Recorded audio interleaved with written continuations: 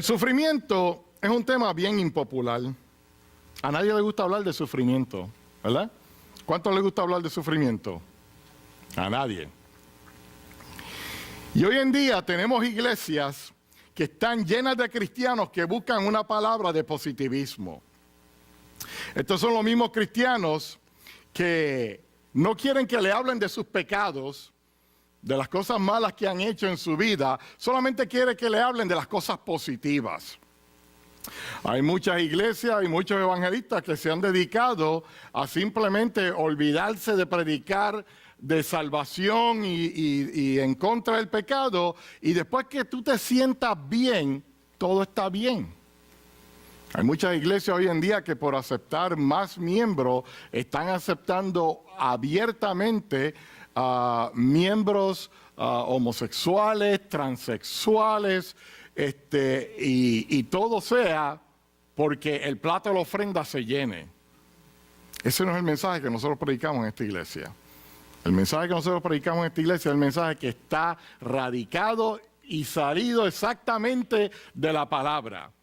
Sí tendremos algunos análisis de vez en cuando, pero la palabra es la palabra. No hay que añadirle ni hay que quitarle. Es la palabra inspirada por Dios. Y eso es todo lo que yo necesito saber. Si Dios lo dijo, eso es suficientemente bueno para mí. No tengo que estarlo analizando. Lamentablemente el sufrimiento es una parte íntegra y real de nuestras vidas. Cuando pasamos por un hospital, esto nos deja saber que hay personas que están sufriendo, personas enfermas que están dentro de ese edificio. Cuando nos pasa una ambulancia por el lado, con las sirenas y las luces encendidas y la sirena a todo volumen, pensamos, ahí va alguien que está sufriendo tremendamente y necesita urgencia médica inmediatamente. Eso sin contar cuando está el helicóptero de Baylife, usted sabe que si están volando a alguien en un helicóptero, eso es vida o muerte. Que si no llega en cuestión de minutos, tiene que llegar a un centro de trauma especializado para poder salvar a esa persona. Todo esto nos enseña el sufrimiento que hay en el mundo.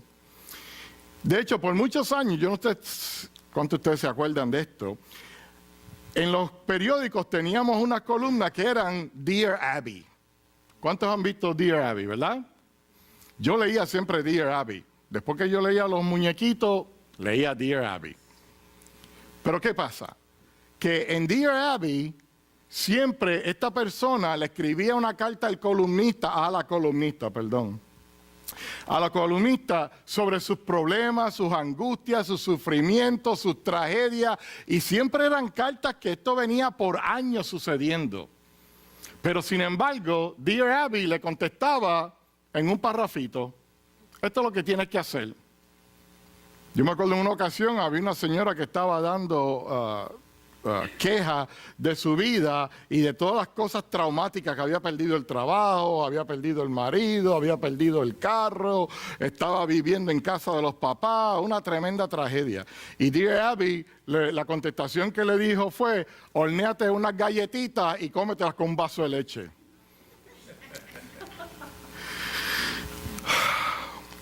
Digo, para mí eso es el remedio a todos mis problemas. Un vaso de leche y una galletita, yo estoy feliz y contento. Pero no todos los problemas se resuelven con eso. Hay problemas que requieren la intervención divina de Dios para poder salir al otro lado. Porque hay muchas veces que nosotros creamos estas telarañas en nuestras vidas y complicamos tanto las cosas porque no entregamos todo en las manos del Señor desde un principio. Y después estamos gritando, Señor, ayúdame. En la sociedad en que vivimos hoy en día no solamente sufre de angustia física, sino también de angustia mental. En muchas ocasiones la angustia mental puede llevar hasta daño físico. Hay personas que le dan úlceras por los pensamientos que están teniendo, la presión, el estrés que tienen en su vida, le da úlcera. Hay otros que los problemas en su vida los lleva a lastimarse ellos mismos o a tentar lastimarse ellos mismos. De hecho, en el año 2013 el CDC de los Estados Unidos, sacó estas estadísticas al pueblo. Reportado, estos son los que son reportados, que llegaron a un hospital con atentado de suicidio en un año, 836,000 personas. En un año. Estos son los reportados, ¿ok? Por veneno murieron 6,637. Ahorcados murieron 10,062. Por armas de fuego, 21,179. Y todas las demás categorías incluyeron a 41,149 personas en un año. Y eso es lo que la angustia y el sufrimiento lleva a la persona a hacer. Los cristianos tenemos una ventaja sobre todo el mundo. Nosotros también sufrimos, somos humanos, no estamos exentos de sufrir. Pero la única diferencia entre nosotros y el mundo es que nosotros tenemos a Cristo Jesús al lado nuestro. Por eso el autor de la epístola que vamos a leer hoy dijo: amados, no se sorprendan. El cristiano tiene una alternativa más grande que la del mundo, y es la de confiar en Cristo Jesús, porque ya Él venció al mundo. Y todo lo que pasamos en este mundo es solamente temporero. Bien, vamos a buscar en Primera de Pedro, capítulo 4, versículo del 12 al 19. En el nombre del Padre, del Hijo y del Espíritu Santo. Amados, no os sorprendáis del fuego de prueba que os ha sobrevenido, como si alguna cosa extraña os aconteciese, sino gozaos por cuanto sois participantes de los padecimientos de Cristo, para que también en la revelación de su gloria os gocéis con gran alegría. Si sois vituperados por el nombre de Cristo, son bienaventurados, porque el glorioso Espíritu de Dios reposa sobre vosotros. Ciertamente de parte de ellos, Él es blasfemado, pero por vosotros Él es glorificado. Así que ninguno de vosotros padezca como homicida o ladrón o malhechor por entremeterse en lo ajeno. Óyelo.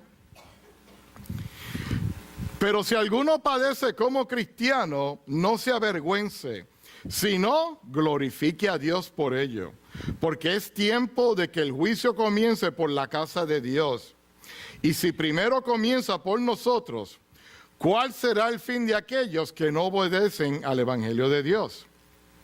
Y si el justo con dificultad se salva, ¿en dónde aparecerá el impío y el pecador? De modo que los que padecen según la voluntad de Dios encomienden sus almas al fiel Creador y hagan el bien. Muchos cristianos, cuando comienzan su camino con el Señor, creen que se acabaron todos los problemas. Ya yo acepté a Jesucristo como mi Salvador, ya todos mis pecados quedaron borrados, se acabó todo.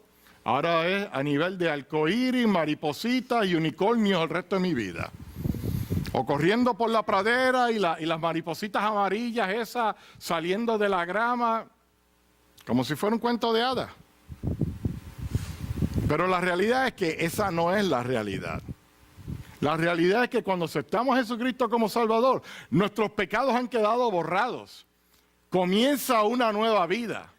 Y con esa nueva vida vienen pruebas, vienen situaciones, vienen dificultades que muchas veces están fuera de nuestro control, pero hay veces en que nos las buscamos nosotros mismos. Yo soy un experto en eso. Yo soy un experto en meterme en problemas. Y cuando no me meto en problemas, el problema me está persiguiendo. Esa ha sido la historia de mi vida.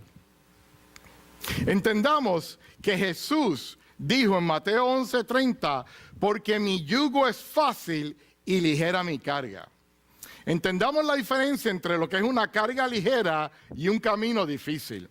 Los cristianos tienen pruebas porque vivimos en un mundo basado lleno y motivado por pecado. Entendamos que somos parte de una raza caída, de una raza que negó el obedecer a Dios y prefirió en su envidia y en su pensamiento egoístico el ser como Dios. ¿Qué quiere decir eso? Estamos aquí porque Satanás tentó a Adán y a Eva con esto. Si comes de este fruto, tú vas a ser igual que Dios. Ese fue el punto de venta. El punto de venta fue, cómete esta frutita. Estoy seguro que fue un mango lo que se ofrecieron mutuamente. Hay mucha gente que dice que es una manzana. Es imposible que sea una manzana porque el área donde estaba el Edén es muy cálido para las manzanas. Así que tenía que ser un mango. Esa es mi teoría. No es que está en la Biblia, no lo busquen porque no está ahí, ¿ok? Pero ¿qué pasa? Que porque quería ser como Dios, cayó. Y ahí entró el pecado en el mundo. Vivimos en un mundo que está lleno de guerras y rumores de guerra. Cuando no es una guerra es la otra. En el Medio Oriente tenemos un desastre ahora mismo que no se sabe quién es quién. En muchos sitios dirán que eso es un congrí, lo que hay allí. En otros sitios dirán que es un arroz con bacalao, lo que hay ahí. Porque ahí no se sabe quién es bueno ni quién es malo. Pero una cosa ha tenido este problema. Este problema comenzó más de 3,000 años atrás. Y solamente ha tenido una meta: destruir y erradicar al pueblo de Dios de la faz de la tierra. Así que el que viene por ahí, el político que dice que él va a traer paz al Medio Oriente, dos cosas yo pienso cuando oigo un político diciendo eso: o está desquiciado, está loco que, olvídate, le está patinando todas las tuercas en el cerebro, o es el anticristo. Porque no puede haber paz en esa región del mundo, no puede haber paz. El egoísmo y el centrismo de los árabes contra los judíos no va a cesar.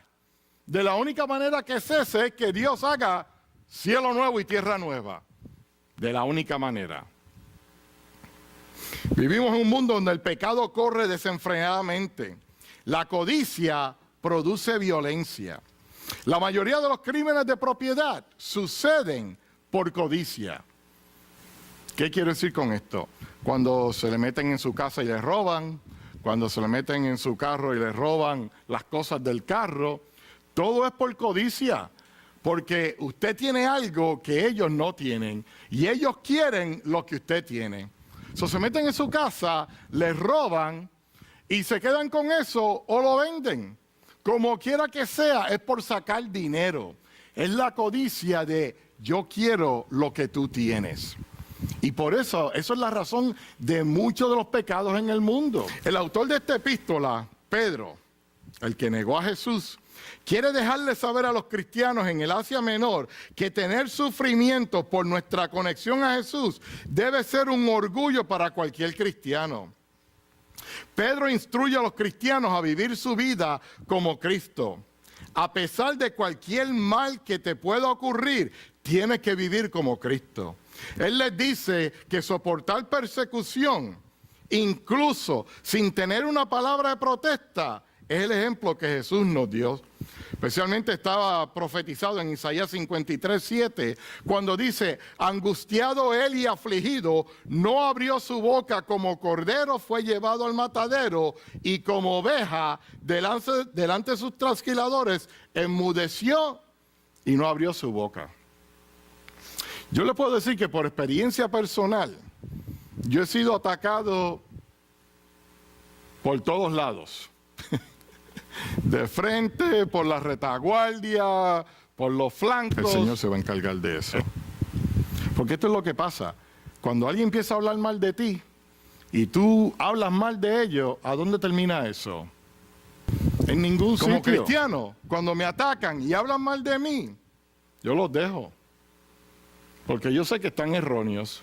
Y nada me va a servir a mí ponerme al nivel de ellos a discutir cuando yo sé que el Señor me está protegiendo a mí. En esta semana, cuando estábamos hablando de los ángeles en el estudio bíblico, estamos hablando del poderío de los ángeles, del poderío físico, aparte del poderío espiritual. Y les traje a colación un versículo bíblico donde habla que el ángel de Jehová, protegiendo a su pueblo, mató a 185,000 asirios en una noche.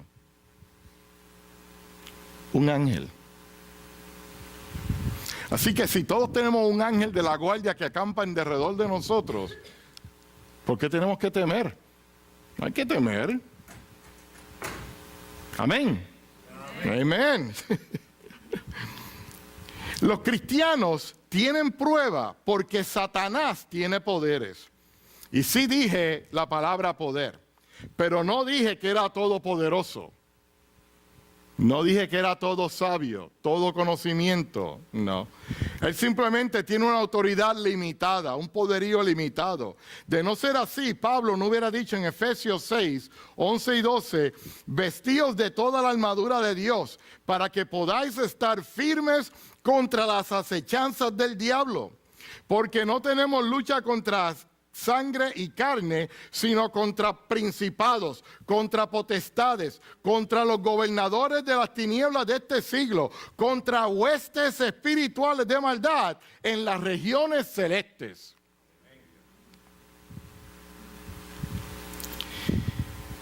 Como podrán ver, Pablo está hablando de una guerra. Está hablando como el soldado se tiene que armar. Los guerreros y los soldados son los únicos que se ponen una armadura completa. ¿Por qué? Porque saben que el enemigo tiene la habilidad, y el poderío de poderlos destruir, de poderlos matar. Satanás está solamente con un propósito: destruir al creyente. ¿Por qué? Porque él sabe que Dios tiene un plan para cada uno de nosotros. Y su plan ha sido destruir el plan de Dios desde el principio de la humanidad. Lo que pasa es que el diablo vive una mentira. Al diablo se le olvida, él está viviendo, como dicen en inglés, in denial. Porque a él se le olvida que 2000 años atrás, Jesús lo venció en la muerte. Jesús no murió clavado en la cruz, él clavó a Satanás en la cruz ese día. Y la victoria que él obtuvo ese día nos la dio a nosotros, para que hoy podamos vivir en victoria. No en derrota, no en sufrimiento, en victoria, porque el que hemos creído ya venció al mundo. Tenemos pruebas porque estamos en constante choque con este mundo. Entendamos que somos seguidores del Rey de Reyes. Y Él fue rechazado y despreciado por los mismos a los que Él vino a salvar. Su vida estaba en oposición al mundo. Pero el problema que Jesús causó más grande no fue estar opuesto al mundo, fue estar opuesto a la religión, a los religiosos, a las reglas, a los hipócritas. Por eso fue que los religiosos fueron los que mataron a Jesús. Los romanos lo ejecutaron, pero quien lo mató fue su propio pueblo, sus hermanos, sus amigos, los religiosos del pueblo. Esos fueron los que lo mataron. Nuestra diferencia en el mundo es que nosotros no sufrimos en soledad. Otros cristianos se solidarizan con el cristiano que sufre. Y tenemos una esperanza radicada en aquel que separó los mares, que fundó la base de la tierra, el que libró a Daniel de la tumba de los leones, el que libró a Sadrach, Mesach y Abednego del horno de fuego, el que separó las aguas, el que fundó las estrellas, el que dijo a Lázaro, ven fuera, el que caminó sobre las aguas, el que le dio la victoria a Gedeón contra los madianitas, el que puso a José en lugar alto, el que le dio la conquista a Josué en Canaán. Ese es el Dios al que nosotros le servimos. Aleluya. La Biblia me confirma a mí en Romanos 8:18 diciendo esto: pues tengo por cierto que las aflicciones del tiempo presente no son comparables con la gloria venidera que en vosotros ha de manifestarse. Y esta es la victoria del cristiano, que aunque hayan sufrimientos y hayan pesares, todos son temporeros, porque su gloria se va a manifestar en nosotros. No dice alrededor de nosotros, no dice al frente, no dice atrás, no dice por debajo. Su gloria será manifestada en nosotros. ¿Tú sabes lo que eso quiere decir? Que la gloria de Dios va a salir de ti para proyectar a otros. Para que otros digan, si Dios le dio la victoria a ella, si Dios le dio la victoria a él, me la puede dar a mí. Todo lo que tienes que hacer es confiar. Es confiar. Aún en tu hora más oscura, cuando parece que el sol ya no va a brillar más, tú puedes estar confiado de que Jesús está obrando. Pedro dijo que sufríamos pero especificó que ninguno de nosotros sufra como un homicida. Un homicida en los tiempos de Pedro sufría automáticamente pena de muerte. Todo esto estaba basado en el Código de Hammurabi. El Código de Hammurabi todo el mundo lo conoce. Y no saben que así que se llama, pero es el código que dice ojo por ojo y diente por diente. Así que si tú matabas, te mataban. Bien sencillo. Pedro dice que seamos inteligentes y que no nos busquemos los problemas. Aún Juan, en 1 de Juan 3:15 dice, todo aquel que aborrece a su hermano, oye bien, escucha, todo aquel que aborrece a su hermano es homicida. Y sabéis que ningún homicida tiene vida eterna. Se apagaron los amén.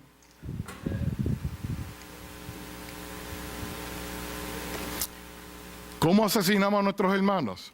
Dando falso testimonio, metiéndolo en lo que no nos concierne,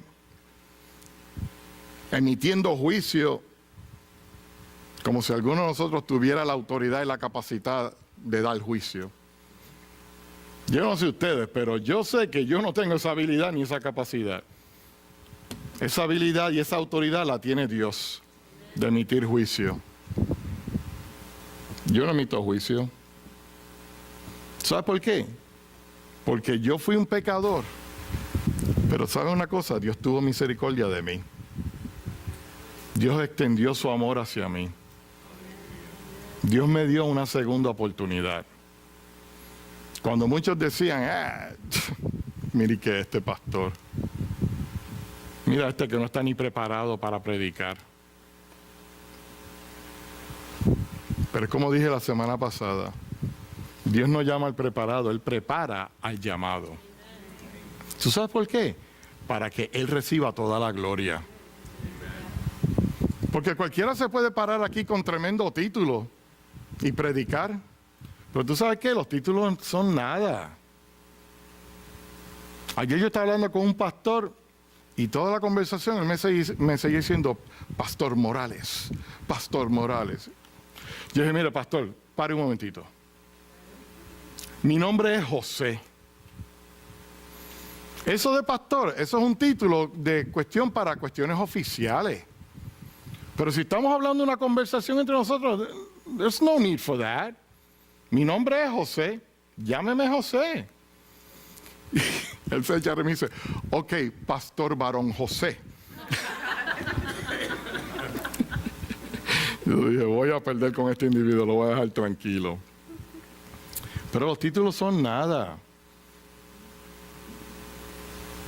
Para mí vale más alguien que se pare aquí sin preparación, sin haber estudiado nada, y dé un testimonio de la gloria de Dios en su vida, de cómo Dios lo transformó, cómo Dios lo sacó de las drogas, cómo Dios lo sacó de cualquier otro tipo de pecado, de alcoholismo, de lo que sea, y Dios lo transformó y está testificando, y almas se salvan por ese testimonio. La gloria es para Dios.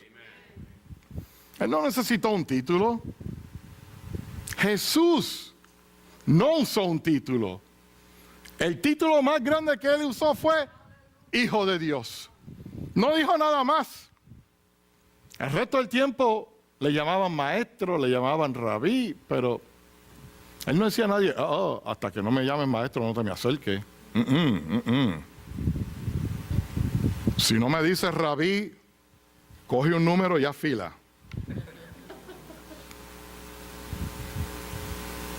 Entendamos que servimos a un Dios que vino a servir. Eso es grande. Eso es grande. Yo no sé cuántos de ustedes en el mundo de los trabajos, cuando alguien es elevado desde que empieza por abajo hasta que llega a la parte de arriba, la mayoría de las personas tienen respeto porque esa persona pasó por todo eso. Pero cuando traen a alguien de la calle que no conoce nada de la compañía, que no conoce nada del sistema y le dan el rango más alto, ¿qué es lo primero que uno dice? Mira, acaba de llegar aquí y ya le dieron el puesto más alto. Yo llevo ya aquí 17 años y no me han dado ni una tarjeta de Navidad.